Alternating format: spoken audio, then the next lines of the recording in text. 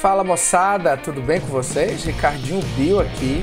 Minha galera, uma videoaula rápida, um resuminho aí de sucessão ecológica, um recorte temático da ecologia que cai bastante em provas de vestibular, inclusive tem caído recentemente no Enem. Sem mais delongas então, vamos embora, se liguem.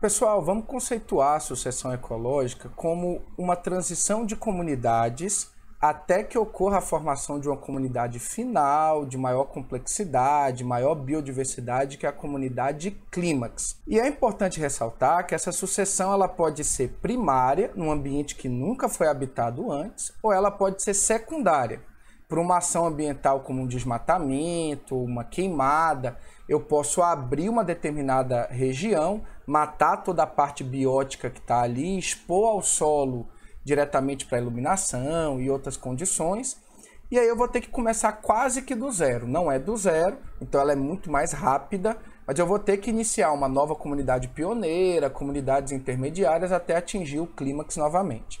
Só para vocês terem uma noção, uma sucessão primária ela dura em média 1000 anos para acontecer. Já uma sucessão ecológica secundária pode durar menos de um século. Então vai variar caso a caso dentro da sucessão ecológica. De qualquer forma, eu queria dar um exemplo para vocês de sucessão primária. Imagine, galera, que eu tenho uma lagoa recém-formada e que as primeiras formas de vida são algas microscópicas que formam o fitoplâncton. Em algum momento essas algas vão morrer, vão se depositar no fundo, vai aumentar o teor de nutrientes, já que essa matéria orgânica, ela vai ser decomposta, vai formar alguns compostos inorgânicos que ficaram no solo. E à medida que vai aumentando o teor de nutrientes, eu vou permitindo também o surgimento de micro-organismos do grupo do zooplâncton, animais microscópicos, que muitas vezes se alimentam do fitoplâncton.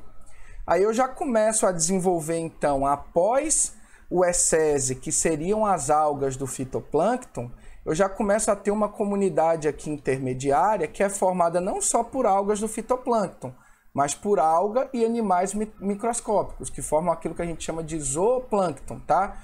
Geralmente é o quê? Larvas de moluscos, eu posso ter ali alguns crustáceos, então animais assim muito simples, muito pequenos. Minha turma, é importante ressaltar o papel dos produtores na sucessão. São eles que começam, tá? Porque a gente precisa introduzir uma matéria orgânica ali. E só eles que conseguem. Mas os consumidores, eles têm um papel muito importante, porque eles conseguem modificar aquele ambiente. Modificam o microclima.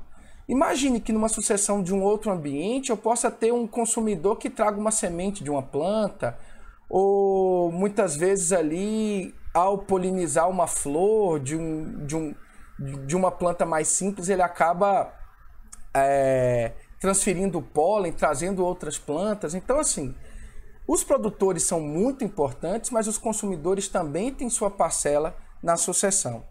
E quando os consumidores já começam a interagir com os produtores, a gente já começa a formar as comunidades intermediárias, que costumam alterar algumas condições ambientais. No exemplo dessa lagoa, galera, o que vai acontecer? Eu vou ter a deposição de alguns sedimentos, a profundidade da lagoa vai diminuir. À medida que os organismos começam a morrer, o solo vai começar a ficar um pouquinho mais nutritivo, vão se desenvolver algumas plantas com raízes que vão segurar esse material no solo, o solo vai ficando ao pouquinho cada vez mais firme. Veja que a biodiversidade vai aumentando, o vento ele tem um papel inicial, porque é ele que traz esporos, é ele que traz sementes de plantas, muitos animais trazem semente também, mas vejam vocês que essa cobertura da comunidade intermediária vai tornando o ambiente cada vez mais estável. O vento ele não bate mais tão forte quando ele batia antes. Galera, o que vai acontecer aqui? Aí alguns animais vão vir aqui se proteger nessas pequenas plantinhas, ou muitas vezes eu vou ter sementes de outras plantas que já tem um extrato um pouco mais arbóreo. E aí aos poucos, gente, essa lagoa vai secando, o solo vai se segurando com grande quantidade de nutrientes. Cada vez mais eu vou tendo o desenvolvimento de plantas com raízes mais profundas. E esse enriquecimento do solo e o desenvolvimento de plantas de extrato arbóreo vão permitir muitas vezes a proteção da luz e que espécies que só vivem na sombra possam se desenvolver. E aí a gente vai começando a aumentar a biodiversidade. Porque lá no início, as primeiras plantas recebiam muita luz. Se era planta que só conseguia se desenvolver bem em ambiente com pouca luz, plantas de regiões sombreadas, elas não iriam se desenvolver. Então vejam vocês que na comunidade Clímax eu já comecei a aumentar a biodiversidade dos produtores. Eu tenho pequenos arbustos, eu tenho plantas de extrato arbóreo. E com eles, pessoal, com esses produtores, eu vou aumentar também a diversidade dos consumidores. Porque lembre que os consumidores dependem dos produtores. Então tem os consumidores primários que se alimentam diretamente de parte de estruturas dos produtores e tem os secundários que se alimentam dos primários. Então eu vou começar a desenvolver aqui a minha teia alimentar um pouquinho mais complexa. Quando eu já tiver uma homogeneidade ambiental, quando os fatores ambientais permitirem que nessa região eu tenha condições mais homogêneas, mais estáveis, de temperatura, de salinidade, de precipitação, aí, galera, a gente vai ter a comunidade final, que ela é rica em biodiversidade, em biomassa, a gente chama essa comunidade de comunidade Clímax. O que eu não posso esquecer? Que existem características antagônicas da comunidade pioneira, que é o ESSESI, e da Clímax, que é a comunidade final. E que as comunidades intermediárias, elas gradualmente vão contribuindo para a modificação do ambiente, para permitir a colonização de novos organismos, de novas espécies. Então, nesse sentido, eu vou mostrar uma tabela para vocês aqui que a gente vai comparar os extremos, as características da comunidade pioneira e da comunidade final. Com relação à biodiversidade, eu acho que é claro para todo mundo que ela é muito pequena na comunidade pioneira. Eu tenho poucos representantes que iniciam a colonização de um ambiente. Um destaque aí, galera, não só para as algas, tá? As algas fitoplanctônicas, mas a gente tem também os musgos, que são as plantas mais primitivas, mais basais, e a gente tem também os líquens, que são associações de algas e fungos, que também têm um poder de constituir essa comunidade pioneira, principalmente em sucessão primária em ambiente terrestre, tipo numa rocha magmática, uma rocha nua que se formou. E aí o vento traz esporos de líquens, os líquens se desenvolvem ali, os líquens liberam enzimas digestivas que conseguem digerir parte da rocha e ir formando um esboço de um solo, e aí começa a sucessão que a gente conhece. Dos líquens vão para os musgos, dos musgos vão para outras plantinhas mais desenvolvidas, e aí surgem outros animais, e aí começa a sucessão que a gente conhece, tá? Então, minha galera, a biodiversidade ela aumenta do ESSESI para o Clímax, e a biomassa também, né? Se eu vou fazendo a transição aí de algas fitoplanctônicas, algas um pouquinho mais desenvolvidas, pluricelulares, plantas mais simples e plantas mais desenvolvidas de extrato arbóreo, a matéria orgânica vai aumentar ali, a biomassa realmente aumenta. Agora o PPL, galera, ele diminui do ESSESI para o Clímax. Para quem não lembra, o PPL é, na verdade, a diferença entre a matéria orgânica que é produzida na fotossíntese e a matéria orgânica que é consumida na respiração. Então, se eu pegar os valores da fotossíntese e diminuir da respiração, o que sobrar ali para mim é o meu saldo líquido, é o PPL, produtividade primária líquida. Na ESSESI, ela é muito alta, por quê? Porque os primeiros organismos, eles praticamente fazem fotossíntese, produzem matéria orgânica por toda a extensão do seu corpo. Só que à medida que esses produtores vão adquirindo a maior biomassa, eles vão restringir a produção de matéria orgânica apenas por alguns órgãos. Então eu vou ter, por exemplo, numa grande árvore, grande parte do seu corpo, da sua biomassa, não realizando fotossíntese. Muitas vezes é restrito às folhas. E aí, meu povo, essas plantas vão ter um consumo muito maior do que as do ESSESI. E aí, praticamente, tudo que elas produzirem de matéria orgânica na fotossíntese, elas vão consumir na respiração. Lembre que, em proporção, ela tem regiões do seu corpo que não faz fotossíntese. Então, ela aumentou a proporção dessas regiões não fotossintetizantes, o que aumentou o consumo pela respiração. E aí, o meu ppl vai ser praticamente nulo. Na comunidade clímax, tudo que eu produzir de matéria orgânica, eu vou consumir na própria comunidade, não vai sobrar nada, tá ok?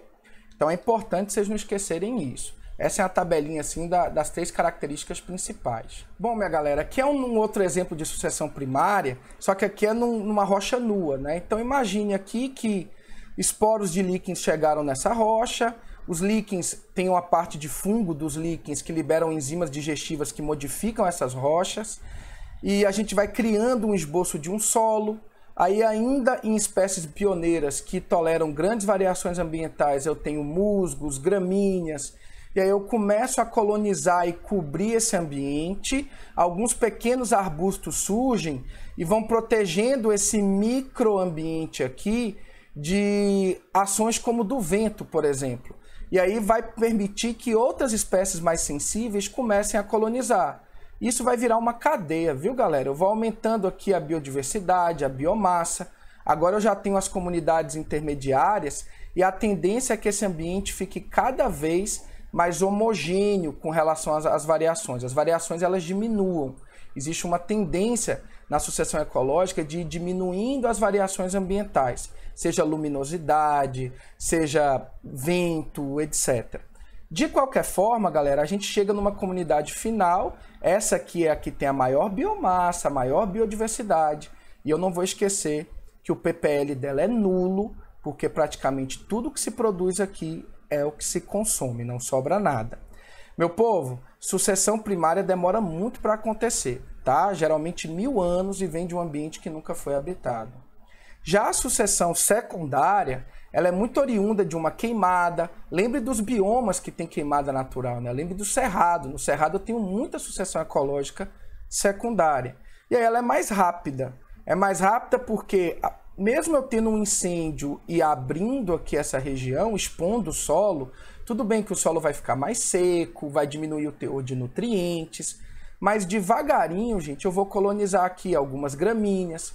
As gramíneas protegem parte do solo de luminosidade, ao mesmo tempo ela tem pequenas raízes que vão segurar parte dos nutrientes do material do solo, e aí eu vou começar a ter essa sucessão. Lembre do papel, gente, dos animais, trazendo sementes de plantas, defecando e aumentando o teor de nutrientes do solo.